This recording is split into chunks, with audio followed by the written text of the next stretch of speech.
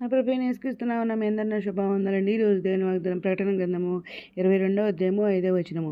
రాత్రి ఇక ఎన్నడూ ఉండదు, దీపకాంతి అయినను సూర్యకాంతి అయినను వారికి అక్కరలేదు. దేవుడైన ప్రభువే వారి మీద ప్రకాశించును, వారు యుగయుగములు రాజ్యం చేయుదురు అనే వాగ్దానం ఇచ్చిన పరిశుద్ధాత్ముడు అర్ధరాత్రి లేచి ప్రార్థన చేసి స్తుతి చెల్లించి మరలా ప్రార్థన చేసి దేవుడు దేవుడు ఈ వాగ్దానం ఇచ్చారని వెంటనే స్టేటస్ పెట్టిన చూడండి. ఇక్కడ మనం దినం కూడా ఉదయకాలం సాయంత్రకాలం అర్ధరాత్రి ప్రార్థన చేస్తూ స్తుతి యాగం చేస్తున్నాం. ఇంకా బైబిల్ పూర్తి రాసిన దేవుని కృపలను ఇంకా ఉపవాస ప్రార్థన కూడా చేస్తున్నానండి. అయితే ఇక్కడ దేవుడు ఇక్కడ మాట్లాడుతున్నారంటే రాత్రికి ఎన్నడూ ఉండదు అంటున్నారు. దీపకాంతి అయిన సూర్యకాంతి అయిన వారికి అక్కర్లేదు అంటున్నారు. దేవుడైన ప్రభే వారి ప్రకాశించిన అని అంటున్నారు. వారే రాజ్యం చేస్తారంటున్నారు. దీనికి ఇక్కడ మరి చూస్తే ప్రకటన గ్రంథంలోనే 21వ అధ్యాయం 23వ వచనంలో 24, 25లో దేవుడు ఏం మాట్లాడుతున్నారంటే ఆ పట్టణంలో ప్రకాశించుటకై సూర్యుడైనను చంద్రుడైనను దానికి అక్కర్లేదంటున్నారు. దేవుని మహిమయే దానిలో ప్రకాశించున్నది అంటున్నారు. గొర్రెపిల్లయే దానికి దీపము అంటున్నారు. జనములు దాని వెలుగునందు సంచరింతురు అంటున్నారు. భూరాజులు తమ మహిమను దానిలోనికి తీసుకొని బతురు అంటున్నారు. అక్కడ రాత్రి లేనందున దాని గుమ్మములు పగటి వేళ ఏమాత్రం వేయబడవు అని చెప్పేసి ఇక్కడ మాట్లాడుతున్నారండి దేవుడు. ఇంకా మరి యెషయా గ్రంథము 60వ అధ్యాయము 19వ వచనంలో దేవుడు ఏం మాట్లాడుతున్నారంటే ఇక మీదట పగలు సూర్యుని ప్రకాశము నీకు వెలుగుగా ఉండదు, నీకు వెలుగిచ్చుటకై చంద్రుడికను ప్రకాశింపుడు. యెహోవాయే నీకు నిత్యమైన వెలుగును, నీ దేవుడు నీకు భూషణముగా ఉండను అని చెప్పేసి ఇక్కడ దేవుడు మాట్లాడుతున్నారండి.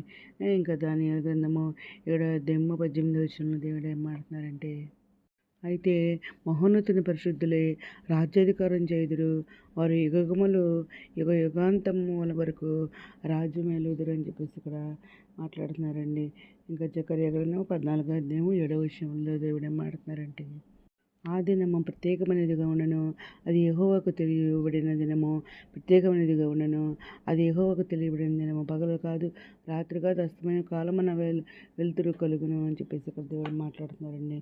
ఇంకా మత్తయి సువార్త 13వ అధ్యాయము 43వ వచనంలో దేవుడు ఏం మాట్లాడుతున్నారంటే అప్పుడు నీతిమంతులు తమ తండ్రి రాజ్యంలో సూర్యుని వల్లే తేజరిల్లుదురు, చెవులు గలవాడు వినును గాక అని చెప్పేసి ఇక్కడ మాట్లాడుతున్నారండి దేవుడు.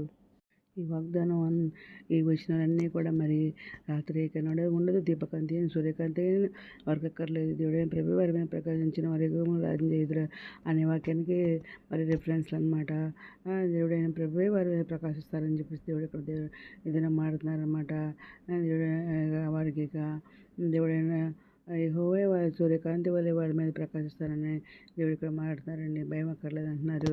నేను తోడైన అంటున్నారు. దేవుడు పడతారని నేను బలపడతా, నీకు సహాయం చేయవాడిని నేనే, నీతి నేను దర్శనం ఆదుకుంటాను, నీకు బలం ఇచ్చేవాడు నేనే, నీ శక్తిని ఇచ్చేవాడు నేనే అని చెప్పేసి నేను మాట్లాడుతున్నాడు. దేవుడైన ప్రభే వారి ప్రకాశించి వారికి ఆరోగ్యంగా చేస్తారు, తన రెక్కలు ఆరోగ్యంగా చేస్తాయి అంటున్నారు. మేము పొందిన దెబ్బకి స్వస్థతలు చేస్తా అంటున్నారు. ఇంకా అన్ని గాయాలు మానుతాను అంటున్నారు. దాన్ని స్వస్థపరుస్తానని చెప్పేసి ఏదైనా మాట్లాడుతున్నారు అనమాట.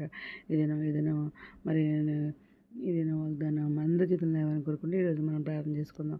మౌనత సరస్వతి ద్వారా ఘనమైన మనకి స్థుతిస్తున్నాం తండ్రి. మధ్య ప్రపంచం ప్రతి ఒక్క బిడ్డ పేరు విజ్ఞానం చేసుకోండి ఆయన. ప్రతి ఒక్క బిడ్డ అవసరం తెచ్చండి ఆయన. అక్కలు తెచ్చండి, కొడుకులు తెచ్చండి ఆయన. చిన్న బిడ్డలు మంచి జరిగి శైలి తిరగండి. నిరుద్యోగులు ఉద్యోగాలు తెచ్చండి. ఆర్థిక వరకు ఆర్థిక సహాయం తెచ్చండి. అనారోగ్యాన్ని స్వస్థపరచండి ఆయన. ఏదైనా ఓదార్చండి. గగిన వారు లేకపోతే రాష్ట్రంలో రక్షణ తెచ్చండి. యవనస్తులు బలపరచండి. కాలం మీద కాలం మీద కూర్చోమండి. మీతో రాని మీరు ఇష్టండి. మీద చదువుపంట కూర్చోమని అతపడ గుంపుల్లో ఉండే భాగం తెచ్చామని మా ప్రభు పేరు క్రీస్తు పరిశుద్ధమైన నామమున అడిగి పెట్టుకుని ప్రార్థిస్తున్నాం తండ్రి. మేము దీని ప్రార్థనలో మా కుటుంబం నుంచి కూడా ప్రేర్ చేయమని మనం చేసుకున్నాం. ప్రభు సేవలో మీ సహోదరి. God bless you.